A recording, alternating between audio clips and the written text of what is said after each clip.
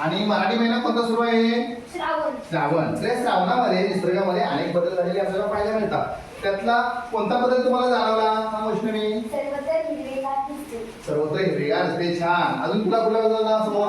धबधबे वाहताना दिसतात. डोंगरातून धबधबे वाहताना दिसतात. तर निसर्गरम्य वातावरणामध्ये श्रावणातला हा बदल तुम्हाला प्रामुख्याने जाणवला. तर आज आपण या ठिकाणी श्रावण मास ही कविता आता पाहणार आहोत. बालकवी यांनी लिहिलेल्या निसर्ग कवी म्हणून त्याला ओळखलं जातं. निसर्ग कवीने लिहिलेली कविता आहे. तर यांची कविता आपण पाहणार आहोत. श्रावण मासी हर्ष मानसी हिरवळ दाटे चोहीकडे क्षणात येते सरसर शिरवे क्षणात फिरुनी ऊन पडे. बघा श्रावण महिन्यामध्ये सर्वत्रच हिरवगार झालेलं आहे. क्षणात पाऊस येतो, क्षणात ऊन पडतंय. निसर्गरम्य वातावरणामध्ये अतिशय विलोभनीय असं दृश्य आपल्याला पाहायला मिळतं. तर याच्यामध्ये क्षणात येते सरसर शिरवे. शिरवे म्हणजे बघा, शिरवे म्हणजे पावसाच्या सरी. पावसाच्या सरी. शिरवे म्हणजे काय? पावसाच्या सरी. क्षणात येते सरसर शिरवे क्षणात फिरुनी ऊन पडे. क्षणात ऊन पडतो. त्याचबरोबर वरती बघता इंद्रधनुचा गोप दुहेरी विणलासे मंगल तोरण काय बांधिले नभो मंडपी कुणी भासे. बघा जर आकाशामध्ये तुम्ही जर वर पाहिलं तर काही वेळेला आपल्याला इंद्रधनुष्य दिसतो. इंद्रधनुष्याला किती रंग असतात रे? हा सांग तू. 7 रंग असतात. ते रंग आपल्याला आकाशामध्ये पाहायला मिळतात. तर वरती आकाशाकडे पाहिलं तर श्रावणामध्ये इंद्रधनुष्य पडलेलं आपल्याला पाहायला मिळतो. आणि मंगल तोरण जणू काय आभाळाला मंगल आकाशाला मंगल तोरण पवित्र असं तोरण बांधले असं आपल्याला दृष्टीस पडतं. तर मंगल तोरण काय बांधले नभो मंडपी कुणी भासे. नभो नभ म्हणजे काय?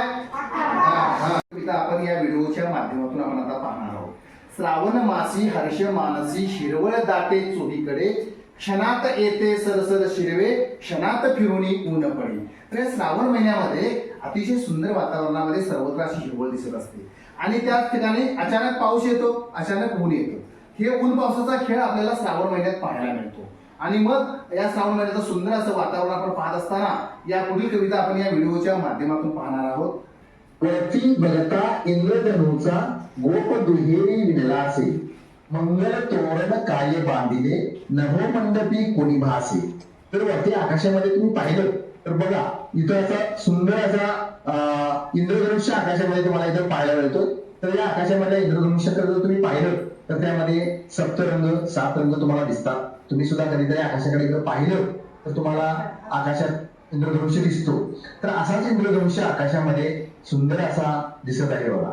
तर तो असा दिसतो की मंगल तोरण जणू काय कोणी तोरण बांधलंय असंच आकाशाला तोरण बांधलंय अशा प्रकारे हा इंद्रधनुष्य आकाशामध्ये दिसत आहे बघा. हा होत आहे.